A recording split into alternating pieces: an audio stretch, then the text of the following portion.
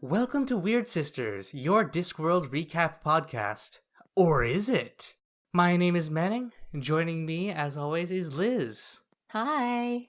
Danny is once again incapacitated, but we will barrel on through.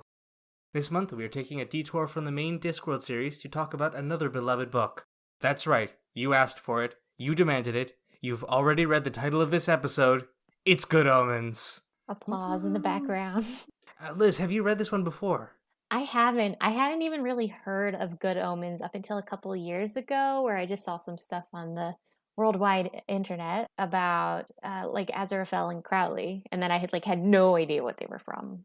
And what did you think? It was fantastic. Yeah, like Neil Gaiman and Terry Pratchett are both fantastic writers, obviously, but them together, it's just it's the right mix of stuff, I think. So, before we get into it, I want to mention to the podcast listeners that we are changing up the structure of the show for this episode. If it works, we may adopt it as the formula going forward. We're going to start with trivia. So, originally published on May 1st, 1990 by Victor Gollancz Limited. I think it's Gollancz. Gollancz? Okay.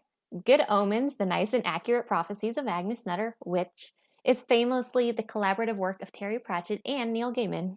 The two men met in 1985 when Gaiman interviewed Pratchett for the science fiction magazine Space Voyager. In interviews, both Pratchett and Gaiman made clear that the book was entirely collaborative, achieved with daily phone calls and mailing floppy disks back and forth. Floppy disks, wow. They agree that Pratchett did slightly more of the overall writing, mainly because Gaiman was also working on his now legendary comic series The Sandman. Pratchett and Gaiman had considered writing a sequel, tentatively titled 668, The Neighbor of the Beast, but it never really coalesced into complete story. Bear with me for this next section of trivia because I fell down a wiki hole. The story of Good Omens was originally conceived by Gaiman as a parody of Richmal Crompton's Just William book series, in which an unruly schoolboy named William Brown keeps getting into trouble despite good intentions. Crompton published 39 of these books between 1921 and 1970. If there's a Just William recap podcast out there, we salute you. Since its publication, Good Omens has been nominated for several awards, including the Locus Award for Best Fantasy Novel and the World Fantasy Award for Best Novel, both in 1991. The story was adapted into a stage play in 2013 by the Cult Classic Theatre Group in Glasgow. In 2015, the BBC adapted it into a radio play with cameos from the authors as a pair of traffic cops. Terry Gilliam has had the script for a movie adaptation ready since 2002. And of course, later this month, Amazon Prime will be releasing a 6-part miniseries developed by BBC Studios in collaboration with the production companies Narrativia and the Blank Corporation. Narrativia, owned by Rhianna Pratchett, Terry Pratchett's daughter, and the Blank Corporation, owned by Neil Gaiman, with a website that honestly deserves to be seen. Yeah? Ooh, I haven't. Yeah, it's weird. Let's get into the summary. As always, provided, at least in part, by the secret extra sister who's around. Don't worry about it. You know. She lives inside all of us. Mm-hmm. We are working on technology to irradiate her, but for the time being... No, that sounds way more mean. We love her. For the time being, the secret extra sister lives inside all of us. Prologue. The story opens just following Adam and Eve's expulsion from the Garden of Eden. Crowley, the nefarious serpent of the Tree of Knowledge, discusses the unhappy exodus. Aziraphale, an angel, reveals that, in a moment of gentle rebellion against heaven, he gave his flaming sword to Adam and Eve. The angel and demon gaze upon the world as its first storm brews. So, diving into it, the setting, it's largely just present-day, real world, assuming a creationist Christian literalism, which is interesting. It's kind of like a trope at this point, but I feel like when this book came out, it was probably a lot more new. I'll take your word for it that it's a rather commonplace trope. Yeah. I know there's this super popular series of fantasy books where it is that kind of idea. I've heard they're really good. I don't know anything about them, including the title, obviously. Starting characters, Crowley and Aziraphale. What did you think of Crowley? David Tennant was obviously really perfect casting for him. He's got the like right kind of blasé and sass about him, and obviously he just kind of wants to have a good time. That's what he's after. Yeah, if I was gonna pick a different actor, and depending on what accents he can do, Michael B. Jordan could probably do really well in the role. Yeah, he'd be fantastic in it too. How to describe Crowley? He's very much appearance obsessed, or like perception, I guess. He really likes humanity. Has this perspective that there's really nothing he can do, he and the rest of demonkind can do to humanity that we aren't doing to ourselves.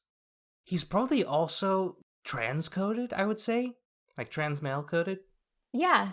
Changing his name, not really fitting in with the family unit that he's supposed to be a part of. Yeah, absolutely. I think that's a really awesome way to interpret his character.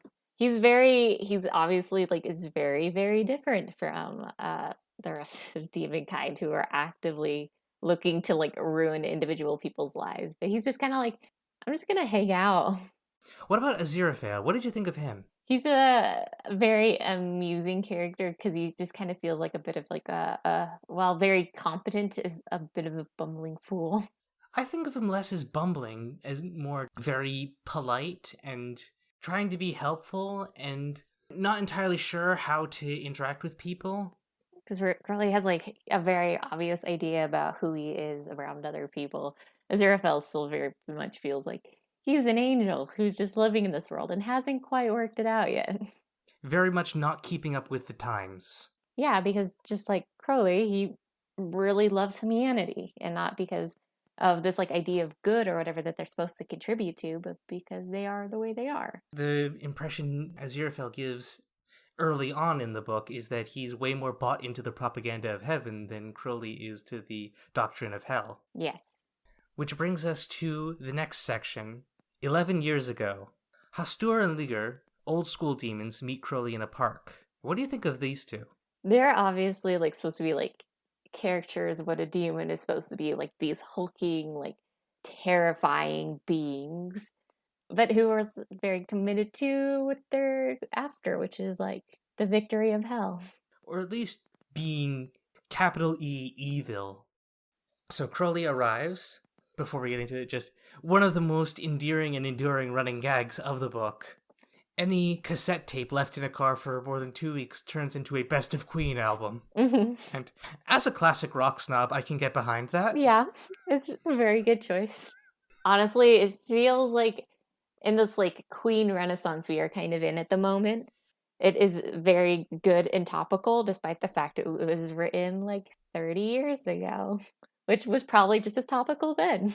Isn't it that there's parts of the world where Bohemian Rhapsody has never left the top 10 charts? Yeah, I think that's true. I think it might be like the UK. Probably statistically likely. Yeah. Which honestly, why can't we get on board with that? The reason why Hastur and Ligur are meeting Crowley is because they have brought the Antichrist, and Crowley must deliver it to a nearby hospital to be raised as human. In charge of the swap is the Chattering Order of St. Beryl. What did you think of these characters? They're just so amusing. The idea of like these quiet, like stately nuns, and then like the exact opposite is who's doing that for hell. They do serve as the starting point for a running theme through the book that people are fundamentally people, regardless of good and evil. And these are Satanist nuns, but they're also just suburban soccer moms. So it's like, yeah, and it's especially like the comment somewhere towards the start of the book, and I think this is specifically in reference to the Chattering Order, about how like there were those like Satanists who like found it and like found the devil and all of that, and are like zealots about it, but like a lot of them are just kind of born into it, and it's like they go do the stuff they need to do, but they're not like exaggerated kind of Satanists. They're just people who worship Satan. Yeah, and I think that's a very amusing choice to be like, yeah, Satanists are very much an established thing in this world, but it's really just like any other religion. Not a whole lot of attention paid to other world religions, as far as I could tell in the book. Yeah, I don't think anything else really ever came up, which I guess kind of makes sense if you're going to be talking like in a book about like Christianity and how it sees the world, to like introduce like a Hindu or a Muslim or a Jewish character would kind of be like, do you explain the differences? Are you going to say that those beliefs are wrong? I think it also is informed by Neil Gaiman and Terry Pratchett both living in England, which has a national religion. Yeah. For us in America, we don't have one, although we are very much indoctrinated with Protestant Christianity. Yeah. Culturally, at least us. Or at least me. I don't really know that much about your experience. Yeah, that's fairly close to the truth. So it was very much part of my life growing up. Although I was surprised to learn a little bit from making Jewish friends in college how much stuff that just seems inescapable to me completely passed them by. Yeah, I get that like a lot. Like, my mom was raised Catholic, but she never like raised me or my siblings as Catholic. And so there are like things I hear about Catholicism. I'm like, that's a thing? How did I not know about that? So returning to the story, after the swap, Crowley meets with Aziraphale to discuss the oncoming Armageddon, leading to a discussion of what is referred to as the arrangement. Crowley and Aziraphale basically have just become friends over 6,000 years on Earth, which I think is the catalyst for a lot of what people really enjoy about this book, is Aziraphale and Crowley are like coded as being a couple. They just very much have that kind of like chemistry together.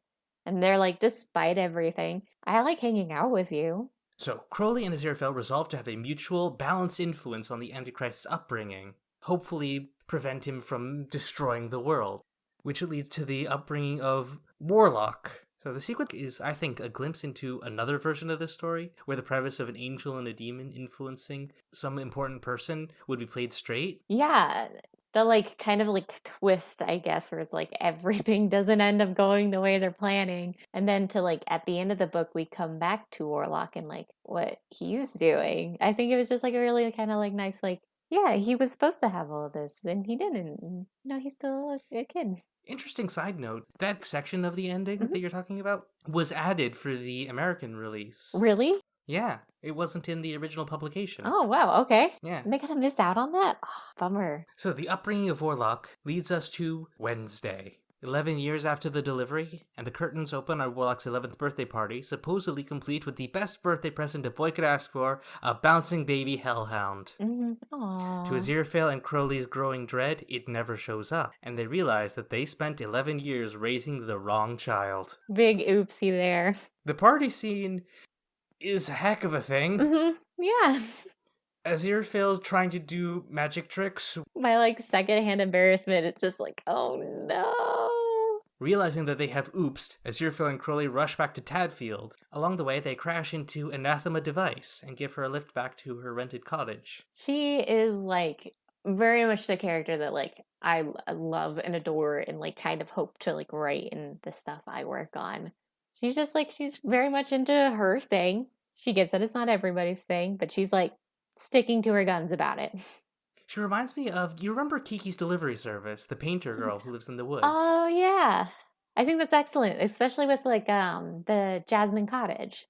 Anathema, I really love her as a character, and I wish that she got slightly more to do in the story. Yeah, because she kind of ended up just being ultimately a plot device. Yeah, pretty much. And it's like she just did all the like exposition and all that. A little bit, yeah. That's kind of maybe like a fault with the premise of her character too, and not just the way Pratchett and Gaiman decided to take her. Is that she is the descendant of like somebody who could see into the future. So, Aziraphale and Crowley retrace Crowley's steps to the former nunnery, now a management training retreat run by former nun Mary Hodges? Hodges? I think it's Hodges. Alright, Mary Hodges. The search doesn't yield results, but Aziraphale does discover that Anathema left behind her most precious heirloom, a book of prophecy written by her ancestor, Agnes Nutter. Agnes is just a very amusing character. She's like, I know everything. I'm okay with that. I'm like, she just knows that she knows better than everybody. Two quick things. First, I completely forgot to say at the start, but spoiler warning for anyone, because this is... this is not necessarily a good introduction to the Discworld series, but it is a book that you will want to read before the end of this. Yes. The other thing, the reason why I included Mary Hodges in my notes as someone I specifically wanted to talk about. The paintball gun into real gun scene. Mm-hmm. Crowley has a line, "The way I see it, no one has to pull the trigger." Yes. Now that's how they do foreshadowing, kids. Yeah. So just returning to Agnes Nutter real quick, I think that she's very interesting in the delightfully mad old woman vein that Terry Pratchett especially really enjoys. Yeah. We'll meet, I think, a couple, especially of the witches, who fill that same sort of role. Mm-hmm. But Yeah. we saw a little bit of her kind of character in Mort, of the one witch who was anticipating Mort's arrival. Yeah. And especially how Agnes ends up leaving the world. Yeah. Yeah, she knows it's going to happen and she's going to prepare for that. She is going to F up some folks. Yeah. Meanwhile, we then join Carmine Zuckerberg, the suspiciously capable war correspondent to the tabloid National World Weekly, as a peaceful Mediterranean island is tearing itself apart around her. The conflict is briefly interrupted by the world's most intrepid delivery serviceman bringing her a large sword. Now, we did meet her and her 3 compatriots in the 11 Years Ago section, but this is where we get to meet them as the villains of the piece. As this is War of the Four Horsemen. Yeah. So what did you think of War as a character? I think I enjoyed that she is a she in this case, because it feels like War ends up being kind of like a representation of Wrath, who is usually more of a masculine kind of idea I think people have. Certainly in the video game series Darksiders, which is the first interpretation of the Four Horsemen that springs to mind for me, War is very much a macho, masculine, like, brick of an entity. Yeah, like they're the soldier. They're the, like, this, like, warrior. Yes, she's just somebody who's where war is, one way or another. An enabler of war. Yes, exactly. It's like she's not actually really participating. She's just Facilitating. Yeah. The fact that she's super sexualized in all of her scenes is... like, at least not all of the female characters are. Yeah. Especially the 11-year-old girl. Yeah, thank God. Yeah, I think that kind of might have to relate to the fact that she's still like a bad guy. Maybe. So I think that's maybe where that's coming from. But anyway, I think we could just summarize that whole aspect as just a... and move on. Yeah. We come to Thursday. Everyone in Lower Tadfield knows the them. The gang of Pepper, Wensleydale, Brian, and Adam Young with his new puppy dog. Capital D dog. I'm sort of being coy about it in this summary, but the book doesn't really hide that the Antichrist that was lost is Adam. Crowley and Aziraphale experience it as a surprise, even though for us it isn't. Let's just go through the them one at a time. Pepper, what did you think of her? Pepper is a very good, spunky little girl. And she reminds me a lot of the kids I know and get to see a lot. And they're always very, very entertaining, but also very, very sure about who they are and what they want. I'm really glad to have you on the podcast, especially for this one, because you work with children, and so you understand them. Yeah. Before this job that I'm currently in, where I work at a school, I interacted with kids maybe a couple times a year. So... Right, so Pepper, she's very much the angry girl type. She also is clearly grappling with femininity in the story. Like, it mentions that she buys the same kinds of comics that Brian does with the superhero stuff, but she also does buy Just 17. And I think for a little girl in her age, that's very much like a common experience, especially if you do primarily hang out with boys. Because I want to be one of the guys. But I also kind of really like these other things that maybe they don't always like as much as I do. Gender is a prison, especially in a patriarchal society. So, moving on, Wensleydale, he's very much the nerd friend. Mm-hmm. He's just amusing because he's so serious. And it's how his parents call him kiddo or youngster or whatever it was to make fun of the fact that he acts like he's a 40-year-old man. In contrast with Brian, who is a messy kid. Wensleydale and Brian have slightly anemic personalities compared to Pepper and especially to Adam. Yeah. I don't want to bog down the whole episode with discussions of gender, but it's indicative of a lot of stuff that we don't really need to talk about here and now. What did you think of Dog? Because he's given a lot of internal monologue throughout the book. Dog is kind of mirrors like what Aziraphale and Crowley were experiencing, where they were like very committed to their thing until they got to like meet humans and were kind of like, you know what, this is kind of pretty okay. I kind of like things this way. He is definitely representing that arc, but also Adam rejecting the plan. Mm-hmm. And I think what Dog does that Aziraphale and Crowley don't do is that we don't get to see those two go through that arc. Like, they've gone through that outside of the book. And so we get a glimpse of what they might have experienced, but through Dog. And so that brings us to Adam. Adam kind of makes me sad, I guess, because it's like he's not, like, he's obviously like very human, as we will get to really see, but he's also very much like people like forget to be mad at him, and that he just kind of gets what he wants, and he's just like, he doesn't get to have those experiences that everybody else does because he's the Antichrist. And I think like the idea of that like is kind of, he is kind of alienated from people and alienated from heaven and hell as a result, and so he's just kind of this weird in between. That's a really interesting take on it. I think that is definitely illustrated in a digression that they take later on in the book, where it's explained that Adam doesn't really care about video games because he just sits down and figures it out and just gets the perfect score, which is a shallow interpretation of what a video game is, but it was probably more accurate in the 90s. Yeah. Or like the late 80s, early 90s. Yeah, because like when Pong is your reference point. I will say also that the audiobook gave Adam a really like snooty accent that I did not care for at all. Like it made him sound really obnoxious. It made him sound like Draco Malfoy. Oh, okay. Because he's not. Yeah, he's very much not. He's just really full of imagination and going out and doing stuff. Yeah, and I think that them in general kind of reflect this idea of like idealized childhood. Like they go out on adventures and get in trouble and like go play in like the old mine and all this kind of stuff. That's partially reflective of Adam's powers, is that he has an idealistic childhood. Yeah, exactly. So that chapter brings us to Friday. Friday opens with the cunning businessman Raven Sable. While examining a member restaurant of his Burger Lord franchise, Sable receives a package containing a set of scales. This is Famine, imagined as just a super powerful capitalist, which is very appropriate. Yeah. Considering that in the modern world, famines aren't really the result of disease and ruined crops and floods and things. They're the result of food mismanagement and prioritization of womp womp womp. If you can't tell, I'm not a super fan of capitalism. Spoilers.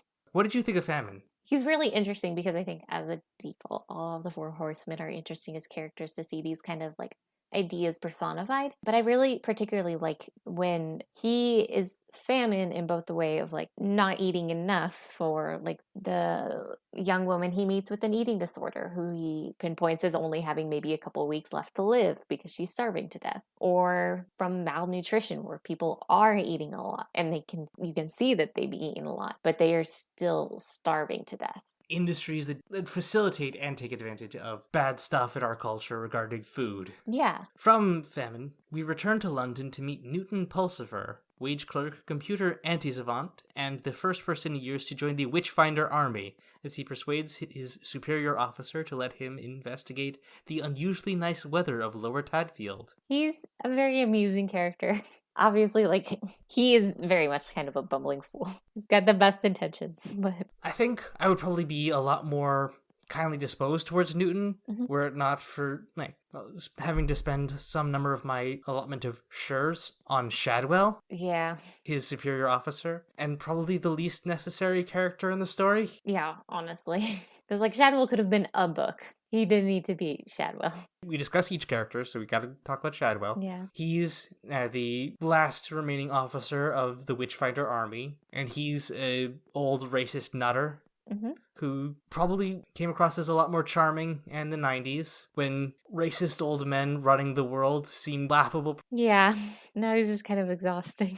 For what it's worth, the book does not present him as sympathetic so much as pitiable. I think that's a really good way to put it, especially how he relates to, we'll get to her probably as well later. So Newton is heading to Tadfield so all the pieces are falling into place. It is now Saturday. the delivery man arrives at a disgusting creek, delivering a crown to a man in white. What did you think of pollution? He was a really interesting take on, Pestilence? yeah, the idea of like as it's even mentioned later in the book, like with antibiotics, disease isn't really as much of the same kind of thing that it would have been. And so we know it had to change. And so pollution. So the delivery man gets pollution, the crown, before making one more stop right in front of a speeding car to talk to death. Mm-hmm. So all of the 4 horsemen of the apocalypse head towards rural England. Meanwhile, Newton and Anathema meet. She explains what's happening, including showing him some of the notes about Agnes's prophecies, and they have a questionably necessary liaison. Yeah. So this is what I was sort of talking about with wishing that Anathema got more to do in the story. Yeah, because it very much feels like they just kind of needed like a romantic subplot kind of thing. And they were like, oh, here's this young man and young woman. Look at them. And like a major theme of the book is love. Mm-hmm. But, I'm just going to say this now. Wouldn't this book be so much improved if you made Newton a lady? Mm-hmm. I'd be done with that idea. But like change nothing else. Mm-hmm. Partially, just what frustrates me is that from this point on, Anathema is largely just a catalyst to drive Newton's plot forward. Yeah, very much so. She does get a cool scene in the airbase with the stick. Yeah. Also, meanwhile, Pepper, Wensleydale, Brian, and Dog are being dragged along for the ride as Adam, incensed by injustice described in Anathema's magazines, begins succumbing to his destiny. So this scene where Adam is, like, coming into his power and just getting the ability to remake the world. What did you think of this moment? I think it makes sense, especially considering Adam is a child, that like they have this idea of what the world should be. And it's very much influenced by what the adults around them tell them that it should be. And except Adam is a child who has the power to make that true. I was listening to a streamer talking a little bit about the whole ideas of morality and stuff in the context of Dungeons and Dragons, but the example that he used was relevant to this. Mm-hmm. Is that apparently kids have an innate sense of justice and like fairness. Mm-hmm. A child not taught any sort of principles of morality and will dislike things being taken away from somebody else. We instinctively have a sense of right and wrong. Yeah, we collectively like think, especially as children, care about the right thing. And the right thing is like at least like not hurting others. So also meanwhile, Aziraphale has figured out that the Antichrist is in Tadfield and tries to communicate that to Crowley. Shadwell, who has for years been frauding Aziraphale and Crowley for funding, mistakes Aziraphale for a demon and banishes him back to heaven. Which I guess is the real purpose that Shadwell exists to serve in the plot. Yeah. So while that's happening, Hastur and Ligur have come after Crowley, who manages to outwit them and starts the drive to Tadfield. Mm-hmm. Yeah, that's gonna look amazing in the adaptation. Oh yeah, absolutely. Very excited.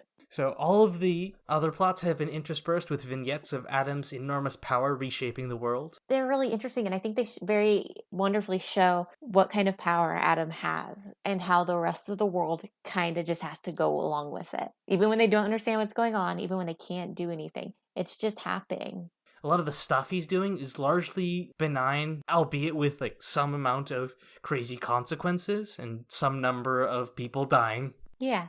People become dead in the passive voice. Mm-hmm. So, returning to subplot A, the 4 riders of the apocalypse gather at a greasy diner with 4 Hell's Angels. This is a pretty cool scene. Yes. The trivia meister changing as the riders arrive. Yeah, especially because it's never like super obviously said, at least for the first little bit of like, oh, okay, war is here. It's just suddenly like, okay, there's like war trivia up on the arcade machine now. And I did appreciate that it was that Death was revealed as the person playing. Very different character to the Discworld Death. He kind of just feels like a cousin of that Death, where like they share a lot of like very strong similarities. The Death and Mort especially, which is where we have like gotten to know Death as a character the most, is like very like he's got very much so of a personality. He's not just like duty. Mm-hmm. And this Death does not have that. He goes out for curries. He likes cats. And the death of Good Omens, or Azrael, is not specifically malevolent, but clearly not sympathetic to humanity. Yeah, he's not gonna like cause death, but it is his job, so everybody should kind of hurry up and die already. So, Aziraphale, now bodiless, ends up possessing a number of people around the world as he tries to return to England. He eventually finds a host in Shadwell's neighbor, Madame Tracy, and the three of them set off for Tadfield. Aziraphale's world tour had some pretty funny moments. Especially when he becomes the televangelist. Like, the obvious panic that causes.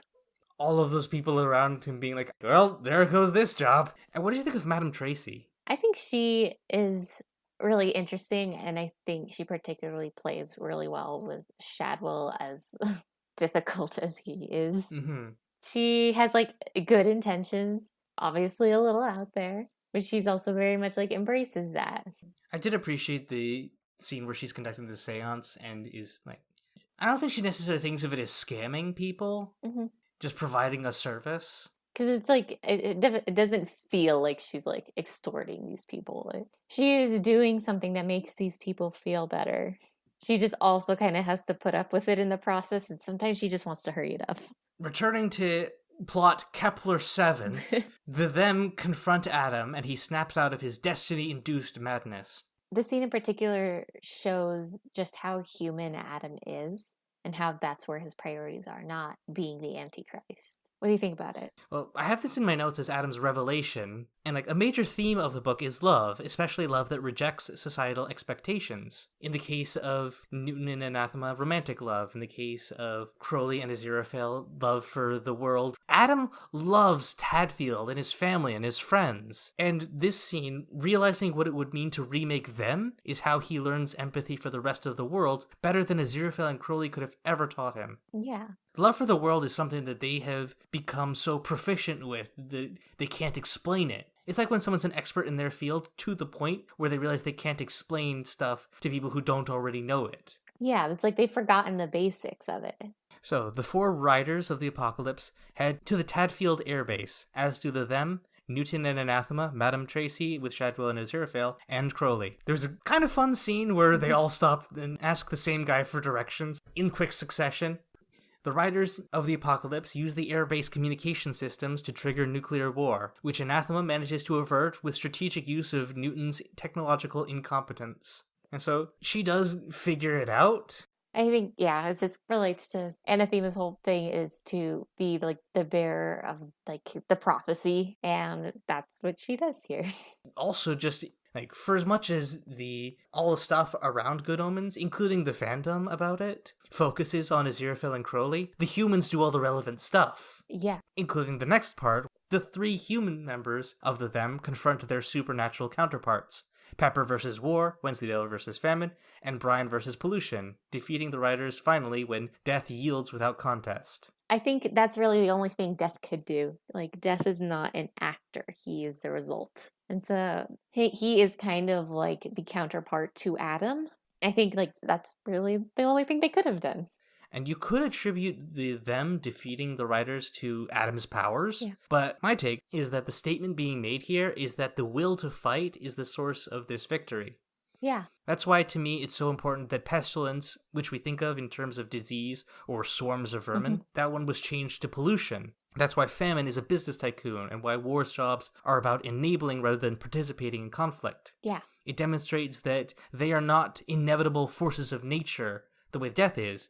They're the result of human actions and interactions, and powerless if humanity rejects them. Yes, exactly. Because it's like the thing Crowley says, like, he can't tell anybody to pull the trigger. And especially being children who can become like so devoted to an understanding. This is how the world works, and this is who I am, and this is what I'm going to do. Yeah. And just like stick to their guns about it. It's like, I think that's why it works so well. But it's not over yet. Representatives of heaven and hell manifest to confront Adam, who stands his ground against them, and, with a little help from Aziraphale and Crowley, persuades both sides to call off the war. It's a cool scene, am I right? Yeah, absolutely.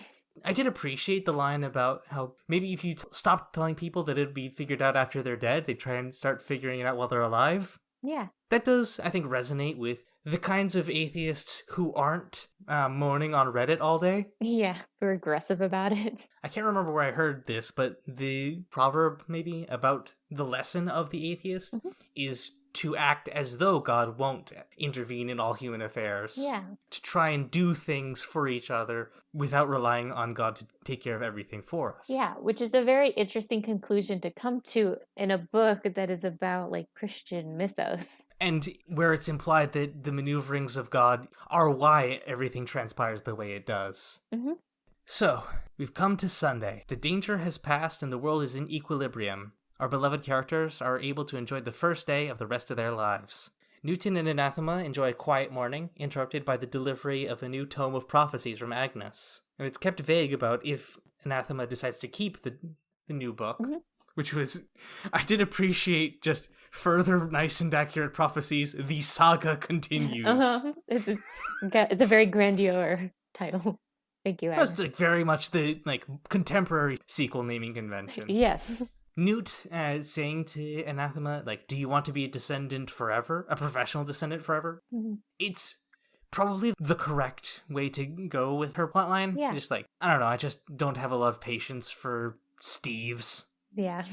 You know the type I'm talking about, short hair, maybe a little stubble, yeah. cis men, 20s to the 30s. Yeah. Just Steves. You're typical video game protagonist. Yeah.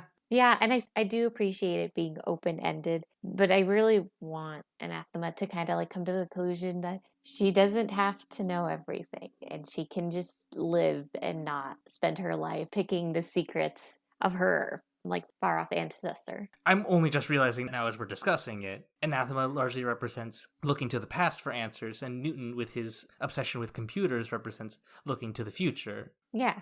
I'm definitely more on Newton's side in that whole discussion, but anyway, Aziraphale and Crowley meet in St. James Park to discuss the nature of ineffability and lunch, which is a fun scene. Mm-hmm. Especially the small cameo of death in there. I did find interesting Crowley's saying, I think the real big one is going to be all of us versus all of humanity. Yeah. I'm not entirely sure how I feel about it, but it's certainly a thing. Yeah, it's an interesting question, at least. So, Witchfinder Sergeant Shadwell and Madame Tracy, having become quite close over the past few days' chaos, decide to move in together away from the city, which was, sure, yeah, be happy, go away. Yeah, I think they're just not characters I have a close enough attachment to ultimately have strong feelings about their ending in one way or another. Adam and the them are back to their old antics in Lower Tadfield.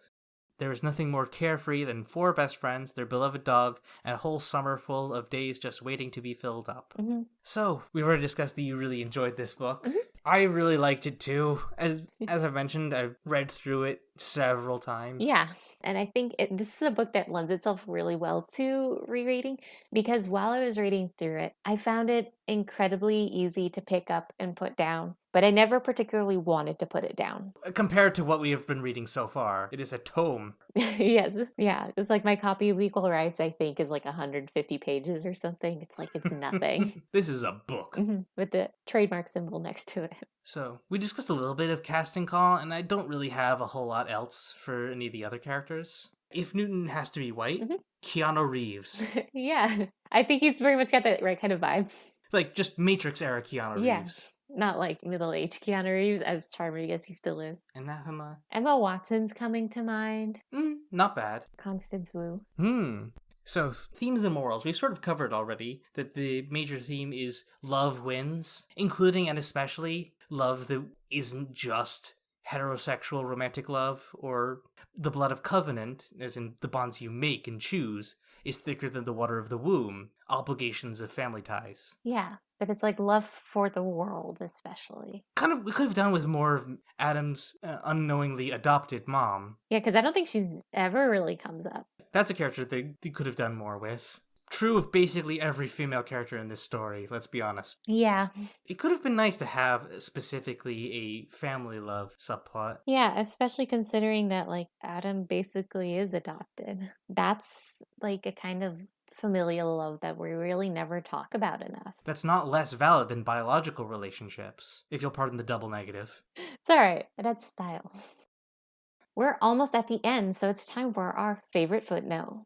Greasy Johnson was a sad and oversized child. There's one in every school, not exactly fat, but simply huge and wearing almost the same size clothes as his father. Paper tore under his tremendous fingers, pens shattered in his grip. Children whom he tried to play with in quiet, friendly games ended up getting under his huge feet, and Gracie Johnson had become a bully almost in self-defense. After all, it was better to be called a bully, which at least implied some sort of control and desire, than to be called a big, clumsy oaf. He was the despair of the sportsmaster, because if Gracie Johnson had taken the slightest interest in sport, then the school could have been champions. But Gracie Johnson had never found a sport that suited him. He was instead secretly devoted to his collection of tropical fish, which had won him prizes. Gracie Johnson was the same age as Adam Young, to within a few hours, and his parents had never told him he was adopted. See, you were right about the babies. That brings us to the end of another episode of Weird Sisters. Thank you, Liz, so much for being here with me. Of course, thank you. Thank you all for listening. Send your good vibes to Danny, who probably needs it wherever they are. Thank you to Willow Carter for our theme music, and to the Secret Sister for helping with the summary. And we will see you next time for Sorcery. Until then, the turtle moves.